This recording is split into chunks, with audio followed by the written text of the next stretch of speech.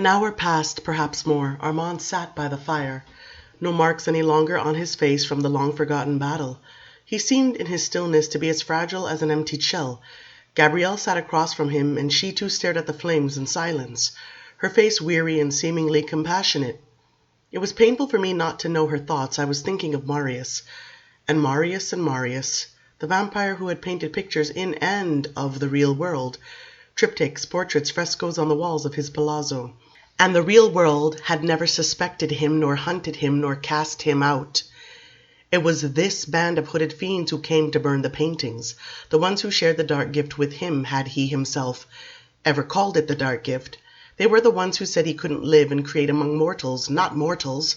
I saw the little stage at Renaud's, and I heard myself sing, and the singing become a roar. Nicholas said, "It is splendid." I said, "It is petty." And it was like striking Nicholas. In my imagination he said what he had not said that night. "Let me have what I can believe in. You would never do that."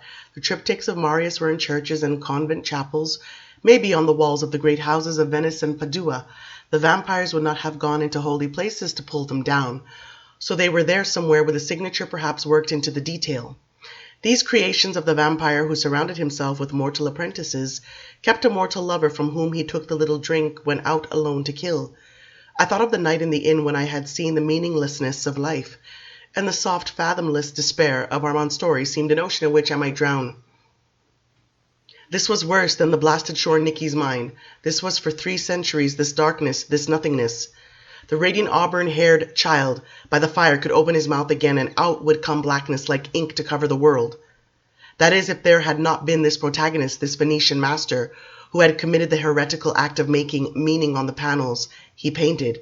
It had to be meaning, and our own kind, the elect of Satan, had made him into a living torch. Had Gabrielle seen these paintings in the story as I had seen them? Did they burn in her mind's eye as they did in mine? Marius was traveling some route into my soul that would let him roam there forever, along with the hooded fiends who turned the paintings into chaos again. In a dull sort of misery, I thought of the travelers' tales that Marius was alive, seen in Egypt or Greece. I wanted to ask Armand, wasn't it possible? Marius must have been so very strong, but it seemed disrespectful of him to ask. "Old legend," he whispered. His voice was as precise as the inner voice. Unhurriedly, he continued without ever looking away from the flames. "Legend from the olden times before they destroyed us both." "Perhaps not," I said. "Echo of the visions, paintings on the walls, maybe Marius is alive." "We are miracles or horrors," he said quietly, "depending upon how you wish to see us, and when you just know about us, whether it's through the dark blood or promises or visitations, you think anything is possible, but that isn't so. The world closes tight around this miracle soon enough, and you don't hope for other miracles. That is, you become accustomed to the new limits, and the limits define everything once again. So they say Marius continues. They all continue somewhere. That's what you want to believe. Not a single one remains in the coven in Rome from those nights when I was taught the ritual, and maybe the coven itself is no longer even there. Years and years have passed since there was any communication from the coven, but they all exist somewhere, don't they? After all, we can't die," he sighed. "Doesn't matter," he said. Something greater and more terrible mattered, that this despair might crush Armand beneath it. That in spite of the thirst in him now, the blood lost when we had fought together, and the silent furnace of his body healing the bruises, and the broken flesh, he could not will himself into the world above to hunt. Rather suffer the thirst and the heat of the silent furnace. Rather stay here and be with us. But he already knew the answer, that he could not be with us. Gabrielle and I didn't have to speak to let him know. We did not even have to resolve the question in our minds. He knew the way God might know the future, because God is the possessor of all the facts. Unbearable anguish, and Gabrielle's expression all the more weary, sad. "You know that with all my soul I do want to take you with us," I said. I was surprised at my own emotion, but it would be disaster for us all. No change in him, he knew. No challenge from Gabrielle. "I cannot stop thinking of Marius," I confessed, "I know, and you do not think of those who must be kept, which is most strange." "That is merely another mystery," I said, "and there are 1,000 mysteries. I think of Marius, and I'm too much the slave of my own obsessions and fascination. It's a dreadful thing to linger so on Marius, to extract that one radiant figure from the tale. Doesn't matter. If it pleases you, take it. I do not lose what I give. When a being reveals his pain in such a torrent, you are bound to respect the whole of the tragedy. You have to try to comprehend, and such helplessness, such despair is almost incomprehensible to me. That's why I think of Marius. Marius, I understand. You, I don't understand. Why? Silence. Didn't he deserve the truth? I've been a rebel always, I said. You've been the slave of everything that ever claimed you. I was the leader of my coven. No, you were the slave of Marius and then of the children of darkness. You fell under the spell of one and then the other. What you suffer now is the absence of a spell. I think I shudder that you caused me so to understand it for a little while, to know it as if I were a different being than I am. Doesn't matter, he said, eye still on the fire. You think too much in terms of decision and action. This tale is no explanation. And I am not a being who requires a respectful acknowledgement in your thoughts or in words. And we all know the answer you have given is too immense to be voiced. And we all three of us know that it is fine. What I don't know is why. So I am a creature very different from you, and so you cannot understand me. Why can't I go with you? I will do whatever you wish if you take me with you. I will be under your spell. I thought of Marius with his brush and the pots of egg tempera. How could you have ever believed anything that they told you after they burned those paintings? I asked. How could you have given yourself over to them? Agitation, rising anger, caution in Gabrielle's face, but not fear. And you, when you stood on the stage and you saw the audience screaming to get out of the theater, how my followers described this to me, the vampire terrifying the crowd and the crowd streaming into the Boulevard du Temple, what did you believe? That you did not belong among mortals? That's what you believed. You knew you did not, and there was no band of fiends in hooded robes to tell you. You knew, so Marius did not belong among mortals, so I did not. Ah, but it's different. No, it is not. That's why you scorned the theater of the vampires, which is now at this very moment working out its little dramas to bring in the gold from the boulevard crowds. You do not wish to deceive as Marius deceived. It divides you ever more from mankind. You want to pretend to be mortal, but to deceive makes you angry and it makes you kill. In that moment on the stage, I said, I revealed myself. I did the very opposite of deceiving. I wanted somehow, in making manifest the monstrosity of myself, to be joined with my fellow humans again. Better they should run from me than not see me. Better they should know I was something monstrous than for me to glide through the world unrecognized by those upon whom I preyed. But it was not better. No, what Marius did was better. He did not deceive. Of course he did. He fooled everyone. No, he found a way to imitate mortal life, to be one with mortals. He slew only the evildoer, and he painted as mortals paint. Angels and blue skies, clouds, those are the things you made me see when you were telling. He created good things, and I see wisdom in him, and a lack of vanity. He did not need to reveal himself. He had lived 1,000 years, and he believed more in the vistas of heaven that he painted than in himself. Confusion. Doesn't matter now, devils who paint angels. Those are only metaphors, I said. And it does matter. If you are to rebuild, if you are to find the devil's road again, it does matter. There are ways for us to exist. If I could only imitate life, just find a way. You say things that mean nothing to me. We are the abandoned of God. Gabrielle glanced at him suddenly. Do you believe in God? She asked.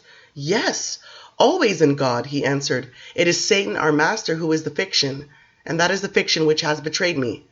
Oh, then you are truly damned, I said. And you know full well that your retreat into the fraternity of the children of darkness was a retreat from a sin that was not a sin? Anger. Your heart breaks for something you'll never have, he countered, his voice rising suddenly. You brought Gabrielle and Nicholas over the barrier to you, but you could not go back. Why is it you don't hearken to your own story, I asked. Is it that you have never forgiven Marius for not warning you about them, letting you fall into their hands? You will never take anything, not example or inspiration, from Marius again? I am not Marius, but I tell you since I set my feet on the devil's road, I have heard of only one elder who could teach me anything, and that is Marius, your Venetian master. He is talking to me now. He is saying something to me of a way to be immortal. Mockery. No, it wasn't mockery, and you are the one whose heart breaks for what he will never have. Another body of belief, another spell. No answer. We cannot be Marius for you, I said, or the Dark Lord Santino. We are not artists with a great vision that will carry you forward. And we are not evil coven masters with the conviction to condemn a legion to perdition. And this domination, this glorious mandate, is what you must have. I had risen to my feet without meaning to. I had come close to the fireplace, and I was looking down at him. And I saw, out of the corner of my eye, Gabrielle's subtle nod of approval. and the way that she closed her eyes for a moment as if she were allowing herself a sigh of relief. He was perfectly still. "You have to suffer through this emptiness," I said, "and find what impels you to continue. If you come with us, we will fail you, and you will destroy us." "How suffer through it?" He looked up at me, and his eyebrows came together in the most poignant frown. "How do I begin? You move like the right hand of God, but for me the world, the real world in which Marius lived, is beyond reach. I never lived in it. I push against the glass, but how do I get in?" "I can't tell you that," I said. "You have to study this age," Gabrielle interrupted. Her voice was calm but commanding. He looked towards her as she spoke. "You have to understand the age," she continued, "through its literature, and its music, and its art. You have come up out of the earth, as you yourself put it. Now live in the world." No answer from him. Flash of Nicky's ravaged flat, with all its books on the floor, Western civilization in heaps. "And what better place is there than the center of things, the boulevard and the theater?" Gabrielle asked. He frowned, his head turning dismissively, but she pressed on. "Your gift is for leading the coven, and your coven is still there." He made a soft, despairing sound. "Nicholas is a fledgling," she said. "He can teach them much about the world outside, but he cannot really lead them.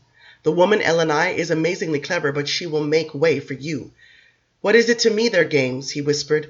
"It is a way to exist," she said, "and that is all that matters to you now. The theater of the vampires. I should rather the fire." "Think of it," she said. "There's a perfection in it you can't deny. We are illusions of what is mortal, and the stage is an illusion of what is real." "It's an abomination," he said. "What did Lestat call it, Petty?"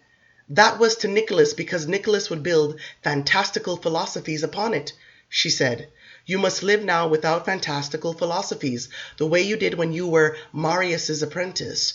Live to learn the age, and Lestat does not believe in the value of evil, but you do believe in it. I know that you do." "I am evil," he said, half smiling. He almost laughed. "It's not a matter of belief, is it? But do you think I could go from the spiritual path I followed for 3 centuries to voluptuousness and debauchery, such as that?" "We were the saints of evil," he protested. "I will not be common evil. I will not." "Make it uncommon," she said. She was growing impatient. "If you are evil, how can voluptuousness and debauchery be your enemies? Doesn't the world, flesh, and the devil conspire equally against man?" He shook his head as if to say he did not care. "You are more concerned with what is spiritual than with evil," I interjected, watching him closely. "Is that not so?" "Yes," he said at once. "But don't you see, the color of wine in a crystal glass can be spiritual," I continued. "The look in a face, the music of a violin, a Paris theater can be infused with the spiritual for all its solidity. There's nothing in it that hasn't been shaped by the power of those who possess spiritual visions of what it could be." Something quickened in him, but he pushed it away. "Seduce the public with voluptuousness," Gabrielle said. "For God's sake, and the devil's. Use the power of the theater as you will." "Weren't the paintings of your master spiritual?" I asked. I could feel a warming in myself now at the thought of it. Can anyone look on the great works of that time and not call them spiritual? I have asked myself that question. Armand answered many times. Was it spiritual or was it voluptuous? Was the angel painted on the triptych caught in the material, or was the material transformed? "No matter what they did to you after, you never doubted the beauty and the value of his work," I said. "I know you didn't. And it was the material transformed. It ceased to be paint and it became magic. Just as in the kill, the blood ceases to be blood and becomes life." His eyes misted, but no visions came from him. Whatever road he traveled back in his thoughts, he traveled alone. "The carnal and the spiritual," Gabrielle said, "come together in the theater as they do in the paintings. Sensual fiends we are by our very nature. Take this as your key." He closed his eyes for a moment as if he would shut us out. "Go to them and listen to the music that Nicky makes," she said. "Make art with them in the theater of the vampires. You have to pass away from what failed you into what can sustain you. Otherwise there is no hope." I wish she had not said it so abruptly, brought it so to the point. But he nodded and his lips pressed together in a bitter smile. "The only thing really important for you," she said slowly, "is that you go to an extreme." He stared at her blankly. He could not possibly understand what she meant by this. And I thought it too brutal a truth to say, but he didn't resist it. His face became thoughtful and smooth and childlike again. For a long time he looked at the fire. Then he spoke. "But why must you go at all?" he asked. "No one is at war with you now. No one is trying to drive you out. Why can't you build it with me, this little enterprise?" Did that mean he would do it, go to the others and become part of the theater in the boulevard? He didn't contradict me. He was asking again why couldn't I create the imitation of life if that was what I wanted to call it, right in the boulevard, but he was also giving up. He knew I couldn't endure the sight of the theater or the sight of Nicholas. I couldn't even really urge him towards it. Gabrielle had done that, and he knew that it was too late to press us anymore. Finally, Gabrielle said, "We can't live among our own kind, Armand." And I thought, yes, that is the truest answer of all, and I don't know why I couldn't speak it aloud. "The Devil's Road is what we want," she said, "and we are enough for each other now. Maybe years and years into the future, when we've been 1,000 places and seen 1,000 things, we'll come back, we'll talk then, together, as we have tonight." This came as no real shock to him, but it was impossible now to know what he thought. For a long time we didn't speak. I don't know how long we remained quiet in the room. I tried not to think of Marius anymore, or of Nicholas either. All sense of danger was gone now, but I was afraid of the parting, of the sadness of it, of the feeling that I had taken from this creature his astonishing story, and given him precious little for it in return. It was Gabrielle who finally broke the quiet. She rose and moved gracefully to the bench beside him. "Armand," she said, "we are going. If I have my way, we'll be miles from Paris before midnight tomorrow night." He looked at her with calm and acceptance. Impossible to know now what he chose to conceal. "Even if you do not go to the theater," she said, "accept the things that we can give you. My son has wealth enough to make an entrance into the world very easy for you. You can take this tower for your lair," I said. "Use it as long as you wish. Magnus found it safe enough." After a moment he nodded with a grave politeness, but he didn't say anything. "Let Lestat give you the gold needed to make you a gentleman," Gabrielle said, "and all we ask in return is that you leave the coven in peace, if you do not choose to lead it." He was looking at the fire again, face tranquil, irresistibly beautiful. Then again he nodded in silence, and the nod itself meant no more than that he had heard, not that he would promise anything. "If you will not go to them," I said slowly, "then do not hurt them. Do not hurt Nicholas." And when I spoke these words, his face changed very subtly. It was almost a smile that crept over his features, and his eyes shifted slowly to me, and I saw the scorn in them. I looked away, but the look had affected me as much as the blow. "I don't want him to be harmed," I said in a tense whisper. "No, you want him destroyed," he whispered back, "so that you need never fear or grieve for him any more." And the look of scorn sharpened hideously. Gabrielle intervened. "Armand," she said, "he is not dangerous to them. The woman alone can control him, and he has things to teach all of you about this time, if you will listen." They looked at each other for some time in silence. And again his face was soft and gentle and beautiful. And in a strangely decorous manner he took Gabrielle's hand and held it firmly. Then they stood up together, and he let her hand go, and he drew a little away from her and squared his shoulders. He looked at both of us. "I'll go to them," he said in the softest voice, "and I will take the gold you offer me, and I will seek refuge in this tower. And I will learn from your passionate fledgling whatever he has to teach me. But I reach for these things only because they float on the surface of the darkness in which I am drowning. And I would not descend without some finer understanding. I would not leave eternity to you without some final battle." I studied him, but no thoughts came from him to clarify these words. "Maybe, as the years pass," he said, "desire will come to me again. I will know appetite again, even passion. Maybe when we meet in another age, these things will not be abstract and fleeting. I'll speak with a vigor that matches yours instead of merely reflecting it. And we will ponder matters of immortality and wisdom. We will talk about vengeance or acceptance then. For now it's enough for me to say that I want to see you again. I want our paths to cross in the future. And for that reason alone I will do as you ask and not what you want. I will spare your ill-fated Nicholas." I gave an audible sigh of relief, yet his tone was so changed, so strong that it sounded a deep silence alarming me. This was the coven master surely, this quiet and forceful one, the one who would survive no matter how the orphan in him wept. But then he smiled slowly and gracefully, and there was something sad and endearing in his face. He became the Da Vinci saint again, and more truly the little god from Caravaggio. And it seemed for a moment he couldn't be anything evil or dangerous. He was too radiant, too full of all that was wise and good. "Remember my warnings," he said, "not my curses." Gabrielle and I both nodded. "And when you have need of me," he said, "I will be here." Then Gabrielle did the totally surprising thing of embracing him and kissing him, and I did the same. He was pliant and gentle and loving in our arms. And he let us know without words that he was going to the coven, and we could find him there tomorrow night. The next moment he was gone, and Gabrielle and I were there alone together, as if he'd never been in the room. I could hear no sound anywhere in the tower, nothing but the wind in the forest beyond. And when I climbed the steps, I found the gate open and the field stretching to the woods in unbroken quiet. I loved him. I knew it as incomprehensible to me as he was. But I was so glad it was finished, so glad that we could go on. Yet I held to the bars for a long time, just looking at the distant woods, and the dim glow far beyond that the city made upon the lowering clouds. And the grief I felt was not only for the loss of him, it was for Nicky, and for Paris, and for myself.